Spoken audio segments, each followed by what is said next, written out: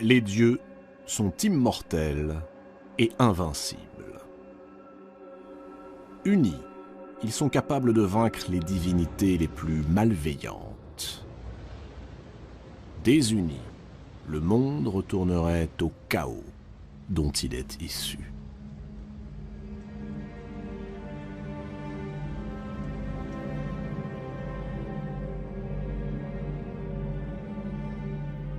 Ces divinités sont fières, susceptibles, orgueilleuses.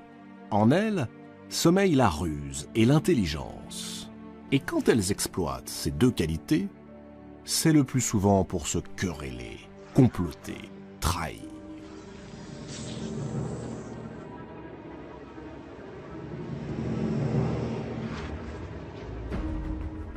Au fond, les dieux ne sont pas loin de ressembler aux mortels. Ils sont en proie aux deux mêmes passions, l'amour et la haine.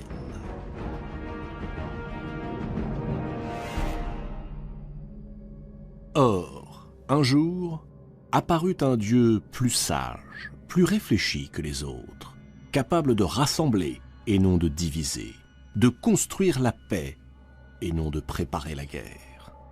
Un Dieu radicalement ancré du côté de la raison, contrairement à ceux qui se laissent guider par leur passion. Ce Dieu vint au monde, mais ce fut une déesse, Athéna.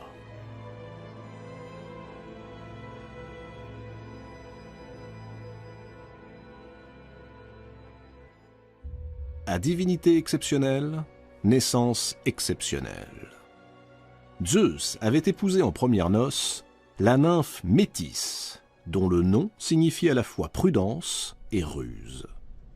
En dépit de quelques orages déclenchés par les infidélités du roi des dieux, le couple vivait heureux.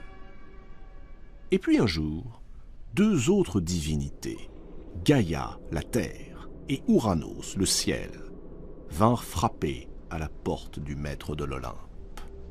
Ils lui firent cette inquiétante prédiction. Après avoir donné naissance à une fille, Métis enfantera un garçon.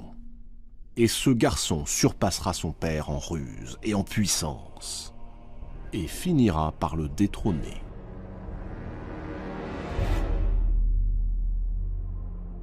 Zeus est un souverain sans rival, et il compte bien le rester. Il a conquis son trône de haute lutte, et n'a aucune intention de le partager, encore moins de le céder. Aussi, lorsque Métis fut sur le point d'accoucher, Zeus, qui n'était pas à une ruse près, mit son épouse au défi.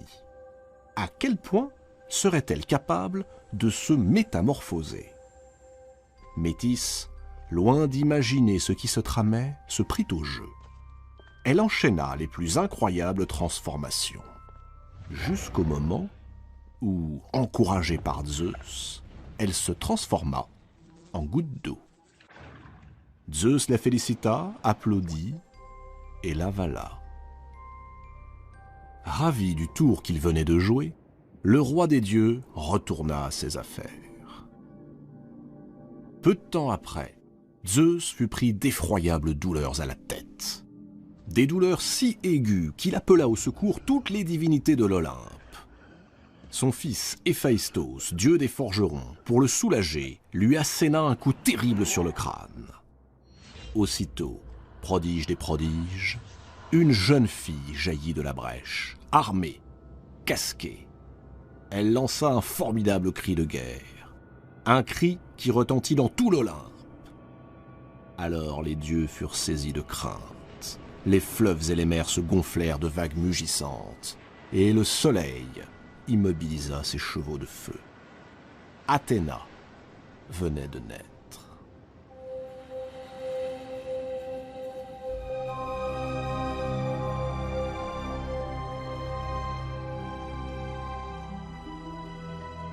Athéna possède la prudence et la sagesse de sa mère, Métis, mais aussi l'intelligence de son père, Zeus.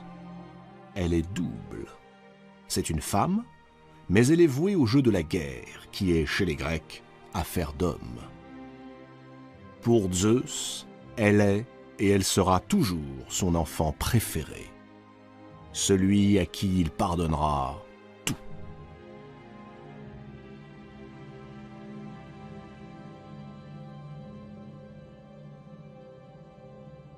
Zeus confie l'éducation d'Athéna au dieu fleuve Triton.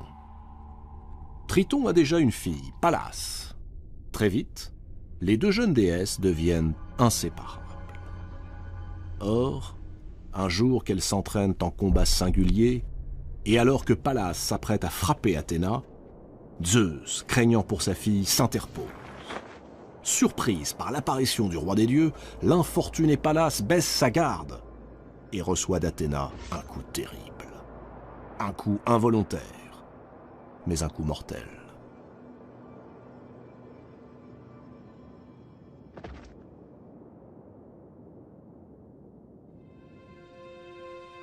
Le chagrin d'Athéna est immense. Elle a perdu une sœur. Alors, en signe de douleur, elle décide de placer le nom de son ami avant le sien. On l'appellera désormais Pallas Athéna. Athéna grandit. Sa beauté éblouit tous ceux qui la croisent. Mais Athéna demeure insensible. Elle repousse toutes les avances. Elle est vierge et bien déterminée à le rester. Un dieu, cependant, la poursuit de ses assiduités. Héphaïstos. Héphaïstos est le plus laid, le plus disgracieux de tous les dieux. Forgeron boiteux, c'est lui qui, d'un coup de sa masse, avait permis à Athéna de venir au monde. Il en est d'autant plus amoureux qu'il vient d'être abandonné par son épouse, Aphrodite. Un matin, Athéna se présente à la forge d'Héphaïstos. Elle vient lui commander des armes. Héphaïstos s'empresse de lui dire qu'il n'acceptera aucun paiement, qu'il exécutera ce travail uniquement pour l'amour d'elle. Flattée, Athéna accepte. Quelques jours plus tard, la déesse vient récupérer ses armes. Héphaïstos commence par l'accueillir aimablement. Puis, tout à coup, enflammé par le désir, incapable de se maîtriser, il se précipite sur Athéna et cherche à abuser d'elle. En réalité, Héphaïstos, qui se conduit rarement de façon aussi grossière, est victime d'un mauvais tour, dont l'auteur n'est autre que Poséidon, le frère de Zeus. Poséidon et Athéna entretiennent depuis toujours une rivalité. Poséidon se sert d'Héphaïstos pour nuire à la déesse.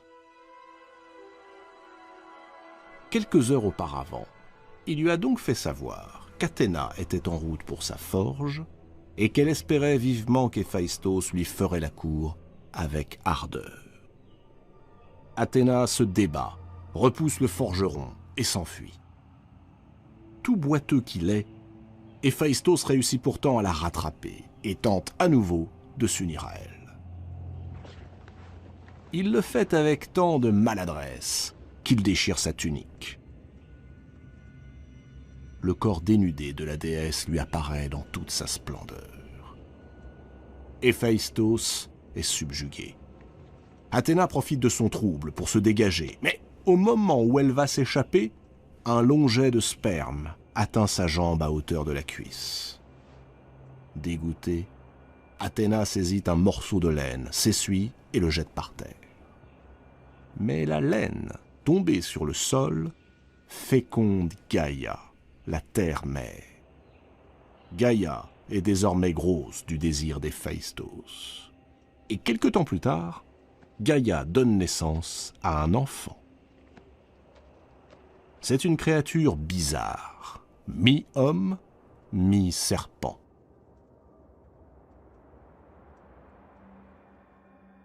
Révoltée, Gaïa déclare qu'elle refuse d'élever l'enfant. Peu importe, Athéna s'en occupera. Elle l'adopte.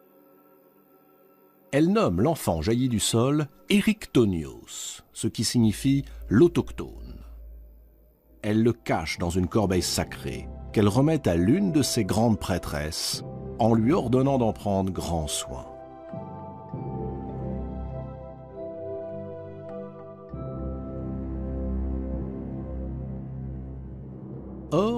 Un jour qu'elle est de retour d'une fête, portant la corbeille sacrée dans laquelle somnole le jeune Éryctonios, ses deux sœurs, dévorées par la curiosité, soulèvent le couvercle du panier. Lorsqu'elles découvrent un enfant doté d'une queue de serpent, elles sont prises de panique, poussent des hurlements de terreur et se jettent du haut de l'acropole.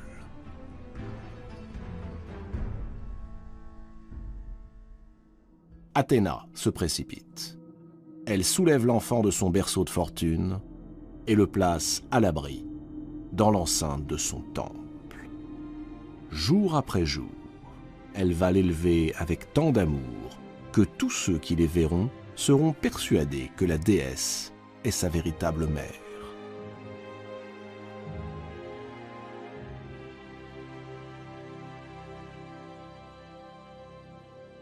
En ce temps-là, les dieux vivaient dans leur palais, sur l'Olympe, mais il n'existait pas de cité sur terre qui leur fût exclusivement consacrée. Zeus estima qu'il fallait, sans plus tarder, combler ce manque. Il convoque alors tous les dieux et leur demande de choisir une ville dans laquelle les hommes honoreront leur culte. Une seule cité pour chaque dieu. Chacun fait son choix. Apollon choisit Delphes. Arès prend Sparte. Aphrodite s'établit à Corinthe. Même Artémis, pourtant solitaire et farouche, se résout à choisir une ville. Ce sera Éphèse. Mais lorsque vient le tour de Poséidon et d'Athéna, tous deux revendiquent la possession de l'Attique. Le ton monte. Voyant son frère et sa fille se disputer de plus en plus violemment, Zeus décide que le roi de l'Attique, le sage Cécrops, sera l'arbitre de ce conflit.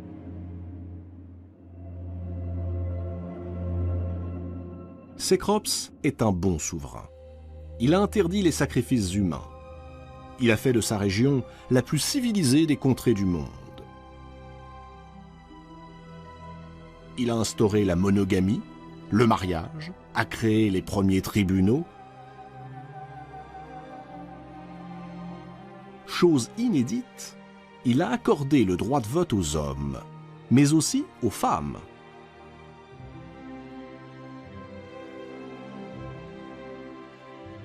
Cécrops obéit au souhait de Zeus. Il s'enferme dans son palais.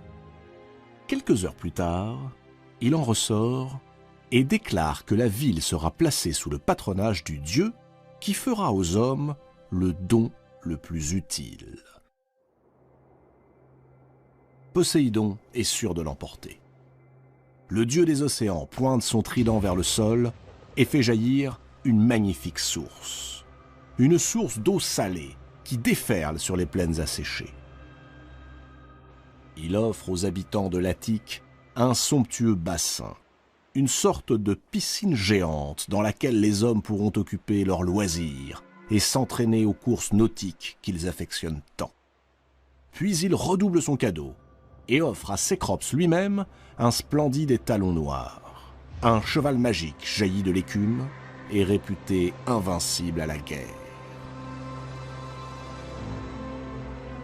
Athéna, elle, réfléchit.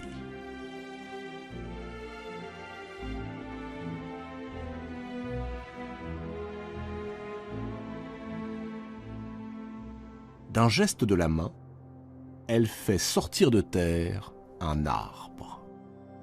Un arbre immense, aux ramures argentées et au tronc noueux. C'est un olivier. Un olivier dont elle proclame que les feuilles ne tomberont jamais, pas même lorsque viendra l'hiver.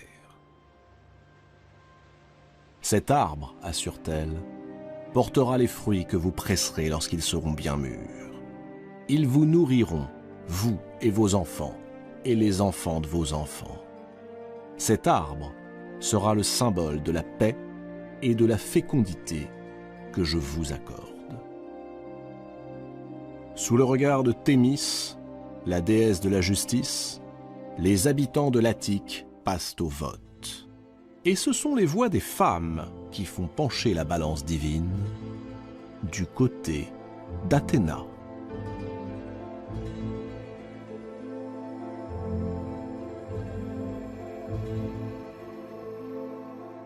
Poséidon entre dans une fureur incontrôlable. Pour se venger de cette humiliation, il décide de submerger l'Attique sous les flots. Mais Zeus, qui a suivi avec attention le déroulement du scrutin, le lui interdit. Alors, le seigneur des océans quitte l'Olympe, plein de rancune et de haine à l'égard de la fille de Zeus. Il plonge dans les abysses et regagne son palais, où il s'enferme pour méditer une nouvelle revanche. La raison du choix des habitants de l'Attique est simple. Poséidon leur propose le divertissement et la guerre. Athéna leur offre la paix et l'agriculture. Et en hommage à la déesse, il est décidé que ce lieu s'appellera désormais Athènes. Érictonios, le fils d'Athéna, sera plus tard l'un des premiers rois à régner sur la ville. Athéna va se consacrer au bonheur des hommes. Tout naturellement, elle devient la protectrice des héros. Elle joue un rôle capital dans la réussite de leurs exploits. Sans son aide précieuse, jamais Persée ne serait parvenu à vaincre l'horrible Méduse, dont le visage grimaçant orne désormais le bouclier d'Athéna, cadeau du héros Persée à sa protectrice.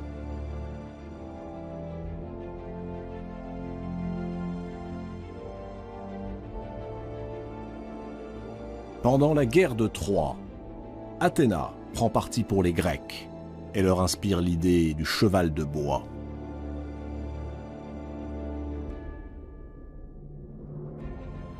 Plus tard, elle aide Ulysse à rentrer à Ithaque.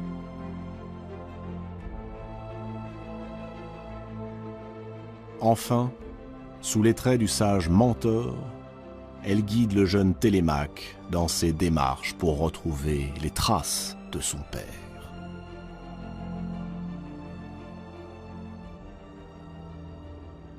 C'est elle aussi qui, un soir, fait entrer secrètement Prométhée dans l'Olympe afin de lui permettre de dérober le feu qu'il ramènera sur Terre pour l'offrir aux mortels.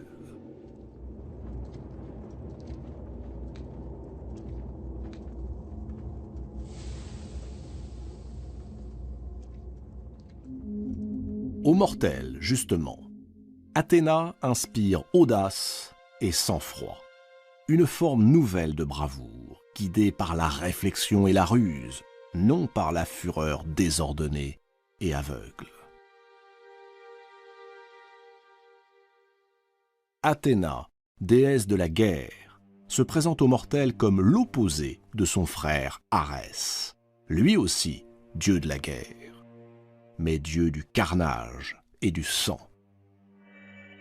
Athéna, contrairement à Arès, met l'intelligence au service de la guerre, afin de parvenir à la paix et non à l'extermination de l'ennemi.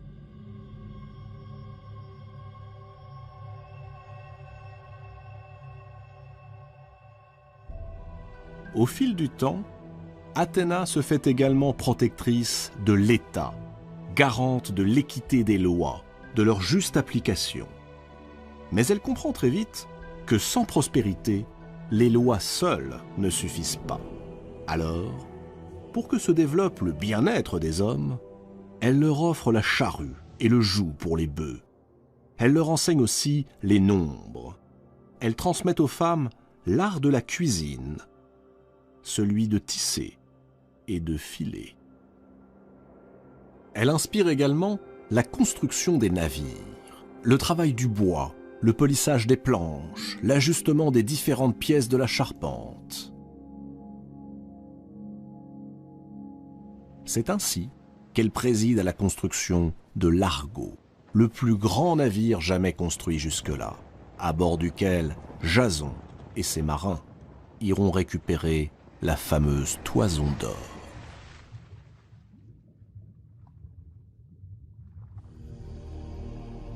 Une seule fois, une seule, Athéna éprouva de la jalousie à l'égard de quelqu'un.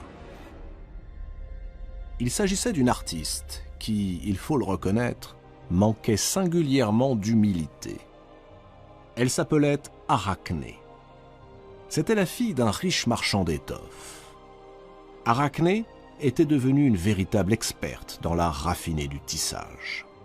Elle confectionnait de magnifiques broderies, imaginait des motifs plus beaux les uns que les autres, fabriquait des voiles ou des robes d'une splendeur que l'on disait inégalable, au point que sa renommée parvint jusqu'aux oreilles d'Athéna, qui décida un beau jour de se rendre compte par elle-même des talents de ce jeune prodige.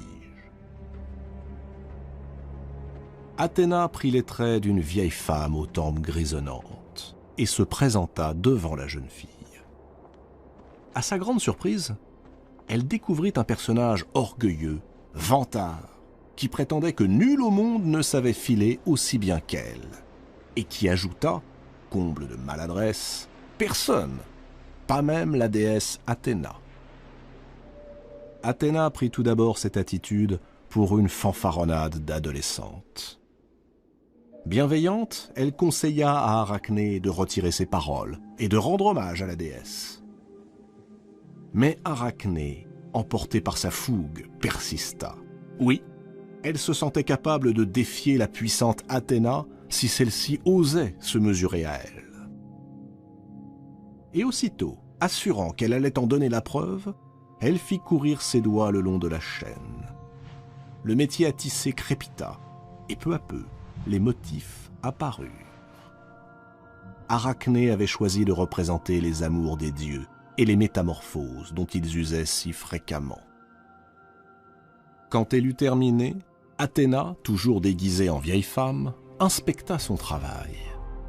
Elle ne trouva rien à redire. C'était la perfection même. Inutile qu'elle se mît à tisser. Le travail de la jeune Arachné dépassait de très loin ce qu'elle pourrait faire. Alors la déesse se laissa submerger par la colère. Elle, pourtant si raisonnable, brisa tout ce qui se trouvait sur son passage et quitta la pièce. Lorsqu'Arachné découvrit que la vieille femme n'était autre qu'Athéna, elle sombra dans le désespoir.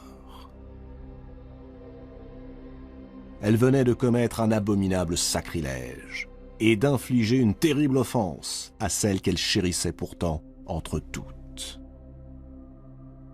Accablée par le remords, Arachné s'enferma dans le grenier de son père et se pendit.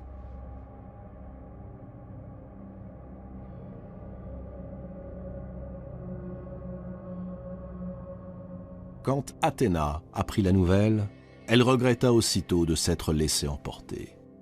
Et pour rendre hommage à cette excellente fileuse que la mort avait injustement emportée, elle retourna jusqu'à l'atelier d'Arachné, versa sur son corps un baume magique.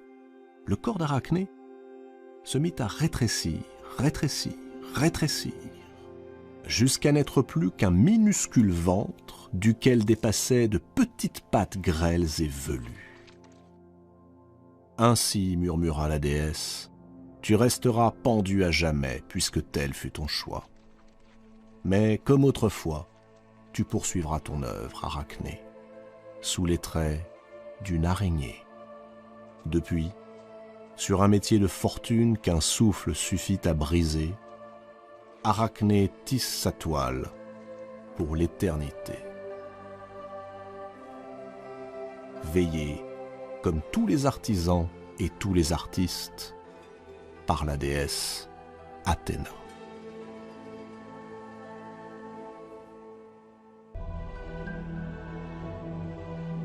Que l'on me donne une lyre et un arc, et je transmettrai aux hommes les desseins infaillibles de Zeus. Tels sont les premiers mots d'Apollon, à peine sorti du ventre de sa mère. Apollon, dieu de la lumière, protecteur des arts, patron des devins et des prophètes.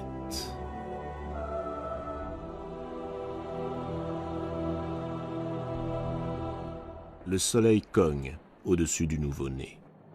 Ou plutôt, des nouveau-nés. Car, tout près d'Apollon, sommeille sa sœur jumelle, Artémis. Autour d'eux, un paysage aride et désolé. Cette île où leur mère, Leto, la déesse de la nuit, a fini par trouver refuge, est un véritable caillou. Juste un seul arbre, un palmier, le silence et la mer, prolongée à l'infini. Le visage de Leto se détend. 9 jours avant que ne soit venue la délivrance. 9 jours de souffrance après 7 mois d'errance. Et tout cela par la faute de qui? Zeus, bien entendu. Zeus, qu'on aurait pu surnommer le dieu de l'adultère si on ne lui avait déjà attribué le titre de maître de l'Olympe. Zeus et ses innombrables conquêtes féminines. Pauvre Leto, combien de temps le roi des dieux l'a-t-il harcelé avant de lui voler sa vertu? Elle aurait pourtant dû se douter que cette affaire finirait mal. Leto serre ses jumeaux contre elle. Elle se souvient. Quelques mois plus tôt, elle annonçait à Zeus qu'elle était enceinte. Le maître des dieux laisse éclater sa joie. Ce garçon, car c'en serait un, il n'en doutait pas, sera le plus vaillant de tous ses enfants, le plus beau. Leto, elle, ne partage pas du tout l'exubérance de son amant. Elle est même très inquiète, car Zeus est marié, et pas à n'importe qui. Son épouse s'appelle Héra, et partage avec lui la souveraineté sur le ciel et la terre. Non seulement Héra est la plus grande de toutes les déesses olympiennes, mais elle est la divinité protectrice du mariage. Et l'infidélité, Héra n'aime pas ça.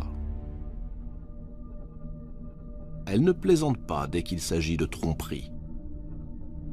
Impitoyable, non seulement avec ses rivales, mais aussi avec les enfants qu'elle met au monde.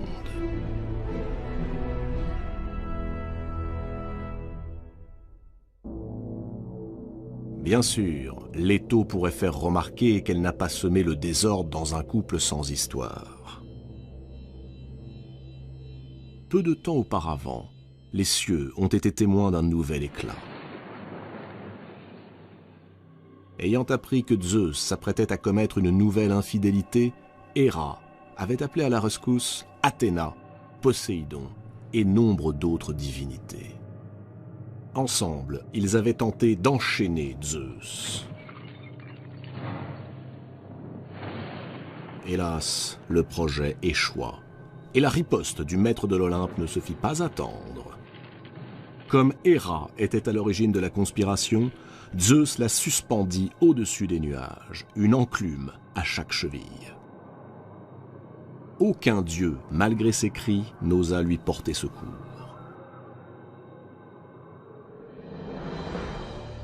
Zeus ne se décida à la libérer qu'à la condition que les comploteurs prêtent serment de ne plus jamais s'insurger contre lui. Les craintes de Leto s'avèrent justifiées.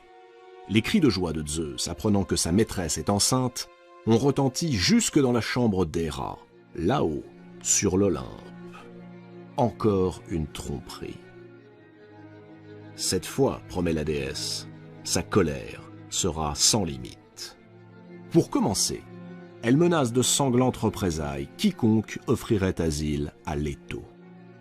Ensuite, elle fait surgir un monstre des profondeurs de la terre, le serpent Python,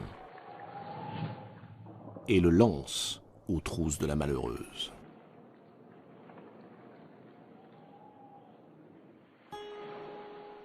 Commencent alors des semaines d'errance pour la pauvre Leto. Abandonnée de tous, désespérée, elle va de terre en terre et de ville en ville, cherchant un endroit où elle pourrait en toute sécurité mettre ses jumeaux au monde.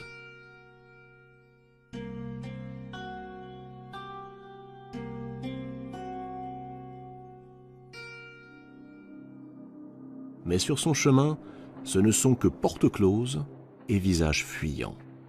Nul n'ose braver la colère d'Héra.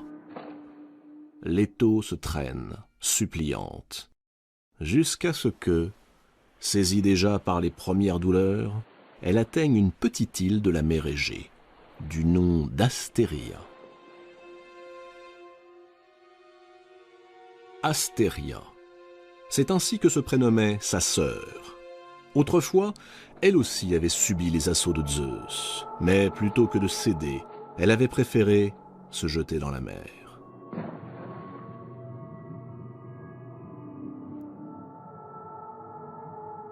À l'endroit de sa chute, apparut alors l'île d'Astéria.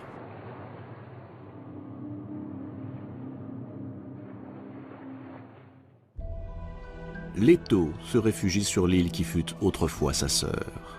Elle s'allonge au pied d'un palmier.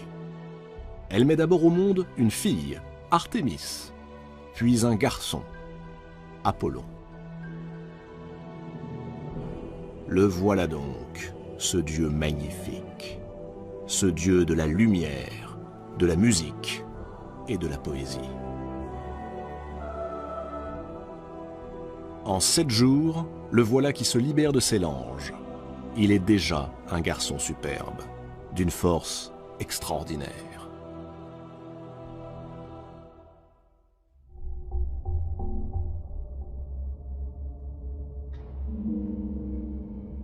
Zeus lui fait parvenir une lyre à 7 cordes, un char tiré par 2 puissants cygnes, un arc et des flèches spécialement fabriqués pour lui par Héphaïstos, le dieu des forgerons. Aussitôt, Apollon décide de partir. Il s'est fixé un but, être celui qui révélera leur destin aux mortels, ainsi que les intentions de son père, le grand Zeus. Mais pour cela, il lui faut trouver un lieu où il pourra établir son temple.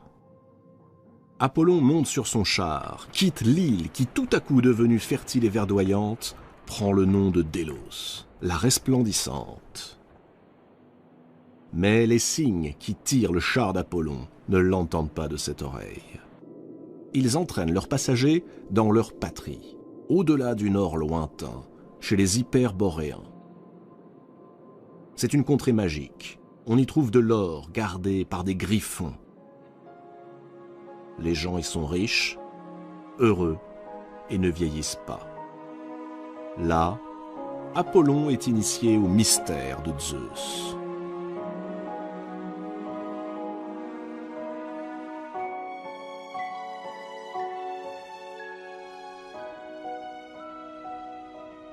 Puis il reprend son périple.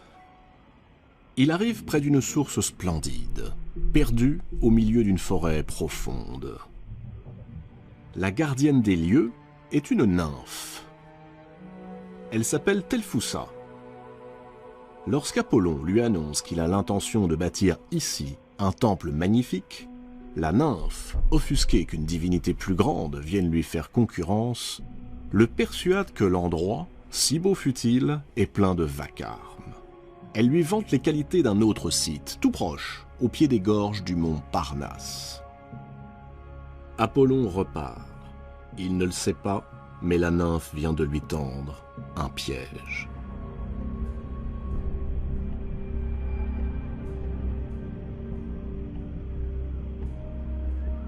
Quelques heures plus tard, Apollon découvre un magnifique vallon. L'endroit semble en effet parfait. Mais à peine commence-t-il à tracer les fondations de son temple qu'une ombre se glisse en silence derrière lui. Python, le terrible serpent qui le pourchassait quand il était encore dans le ventre de sa mère, Python, attendait ici l'heure de sa revanche. Le combat est d'une incroyable violence.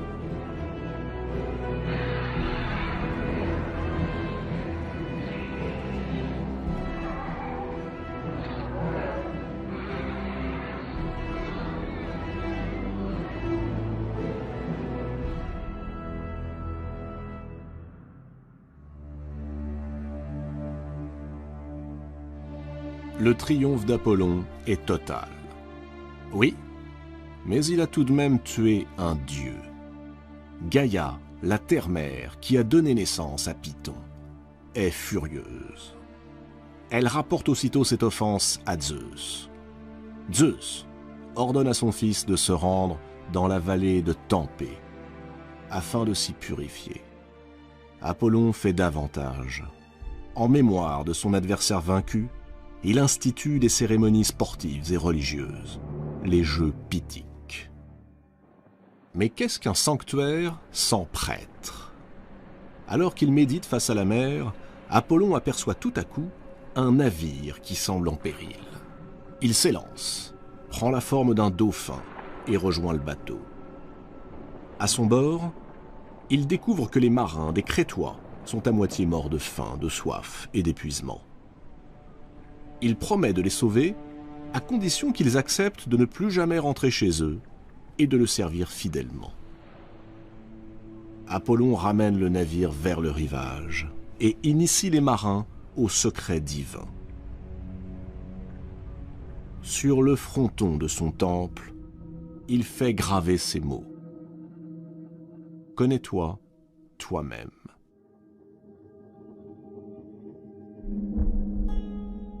Dieu errant, lancé sur les routes, Apollon connaissait sans doute mieux que quiconque le sens profond de cette maxime.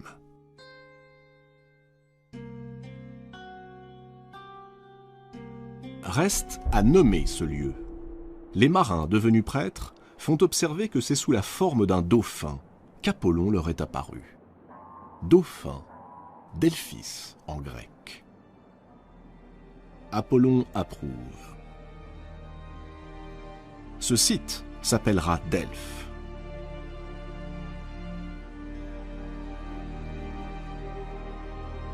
Delphes deviendra bientôt le lieu de culte le plus vénéré de toute la Grèce. On y accourt des 4 coins du monde pour connaître le destin que les dieux réservent aux mortels.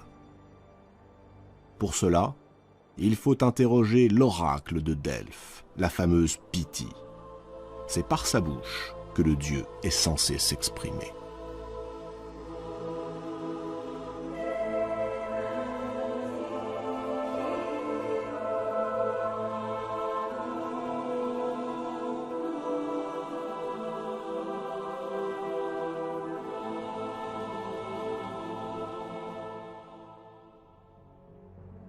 À présent, le temps du vagabondage est terminé.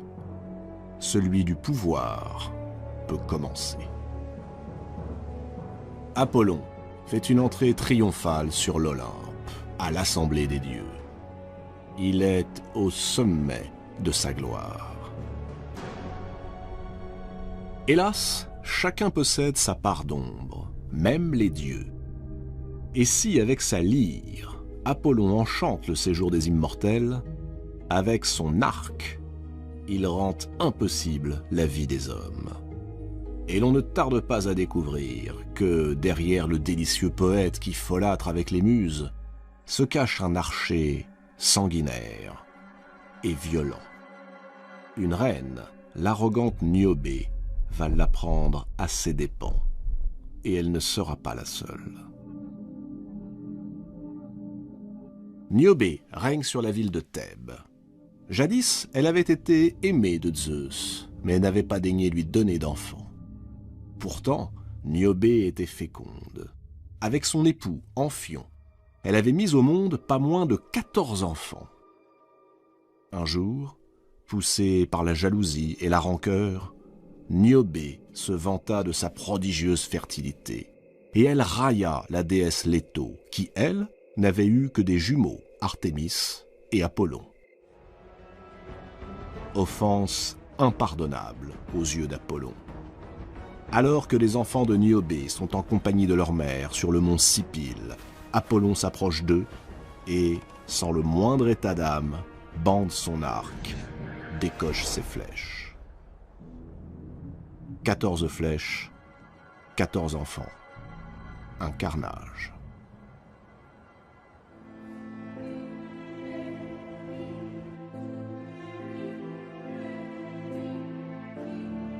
on peut imaginer l'immense chagrin de la malheureuse Niobé.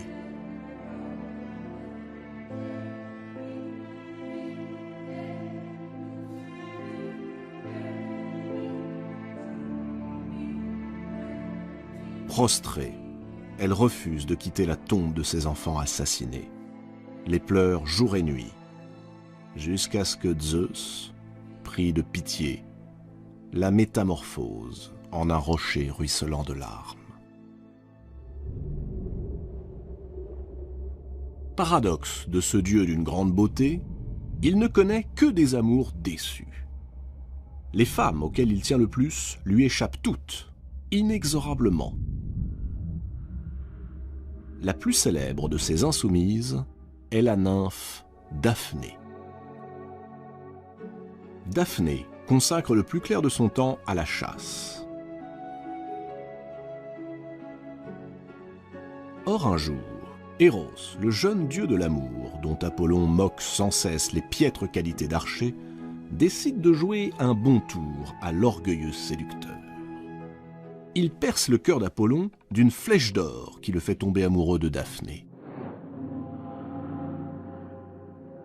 Puis il frappe Daphné d'une flèche de plomb qui la rend, elle, insensible à l'amour. Apollon a beau courtiser Daphné, celle-ci se refuse obstinément. Pour ne plus avoir à supporter les avances du dieu, elle s'enfuit. Apollon se lance à sa poursuite.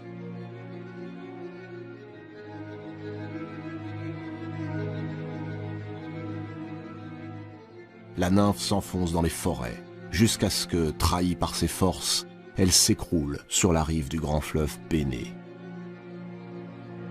Alors qu'Apollon n'est plus qu'à quelques pas, Daphné invoque avec ferveur son père, le dieu du fleuve, Pénée. Et le dieu l'entend.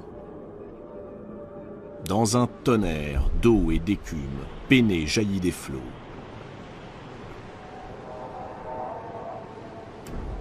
Et de la pointe de son sceptre lui touche le sein, juste à l'endroit du cœur, là où la flèche d'Eros s'était fichée. La belle Daphné sent ses membres se figer, sa fine tunique glisse sur ses hanches et son corps se recouvre tout à coup d'une rugueuse écorce grise. Ses bras s'allongent en rameaux, ses mains deviennent pampres, son sang se fait sève et ses chevilles s'enracine sur l'herbe tiède de la berge du fleuve. Son père vient de la changer en un magnifique laurier. Apollon se précipite sur elle, mais trop tard.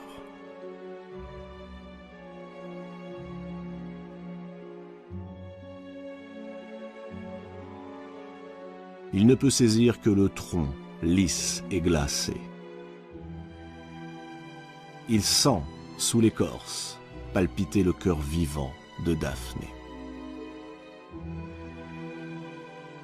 Abattu, brisé, Apollon cueille alors une branche de ce laurier et décide que désormais un rameau de cet arbre sacré décorera sa lyre et ornera la tête des poètes. Turbulent, violent, il est temps que quelqu'un mette au pas ce dieu trop impulsif. Qui d'autre que son père, Zeus, est le mieux placé?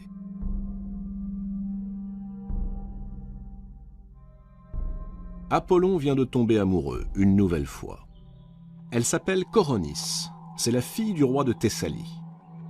Apollon et Coronis sont heureux. Coronis porte l'enfant du dieu. Mais la princesse, encore enceinte, a le malheur de succomber au charme d'un simple mortel, un dénommé Ischys. C'est un corbeau que le dieu avait chargé de veiller sur la belle, qui prévient Apollon de la trahison. Sa colère est, comme toujours, implacable. Apollon commence par tuer le pauvre corbeau, qui, de blanc à l'origine, devient noir. Puis il tue Ischys et Coronis. Au moment où la dépouille de Coronis posée sur le bûcher va être consumée par les flammes, Apollon arrache de son sein l'enfant qui vit encore. Cet enfant, c'est Asclépios. Cette nouvelle tragédie bouleverse Apollon. Une fois encore, il a perdu la femme qu'il aimait. Mais il lui reste l'enfant. Asclépios va apprendre les plus grands secrets de la médecine. Et bientôt, il se révèle d'une telle habileté qu'il découvre par lui-même le remède incroyable, fou, le rêve de l'humanité, ressusciter les morts. Et il n'hésite pas à le faire. Asclépios ressuscite Orion, Hippolyte, Pindare ou encore Lycurgue. Hadès, le maître des enfers, est furieux. Ce qui se passe est très grave. Asclépios est en train de bouleverser l'ordre qui règne entre les dieux et les hommes. Il est hors de question de le laisser poursuivre. Hadès proteste auprès de Zeus. Le maître de l'Olympe partage sa colère. Asclépios va bien trop loin. Alors, sans hésiter, Zeus foudroie le médecin de génie. Désespoir d'Apollon. Son propre père a osé lui enlever son fils. Pour se venger de Zeus, Apollon prend alors pour cible les Cyclopes, ces créatures à l'œil unique qui avaient forgé la foudre du maître de l'Olympe, et il les assassine, un par un. Colère de Zeus. Décidément, ce fils est incontrôlable.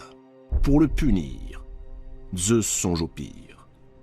Le précipiter dans le Tartare, ce coin maudit des enfers. Mais sur l'intercession de Leto, Zeus consent à adoucir la peine. Apollon deviendra l'esclave d'un mortel. Pendant 1 an, il servira le roi de Thessalie, comme simple berger.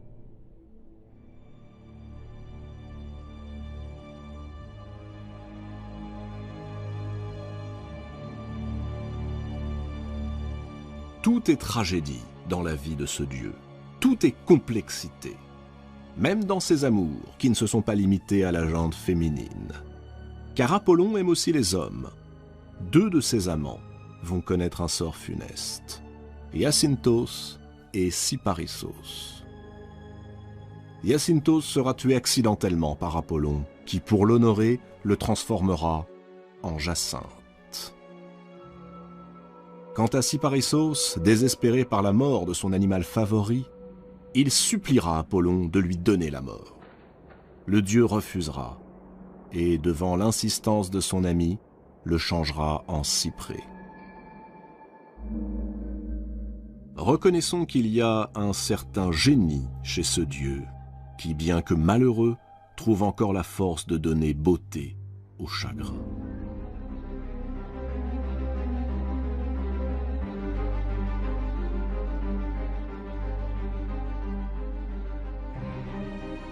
Ainsi, loin des clichés qui font de lui un dieu solaire, un dieu de la pureté et de la beauté, Apollon, à l'instar de tous les mortels, cultive les paradoxes. Il est à la fois ombre et lumière.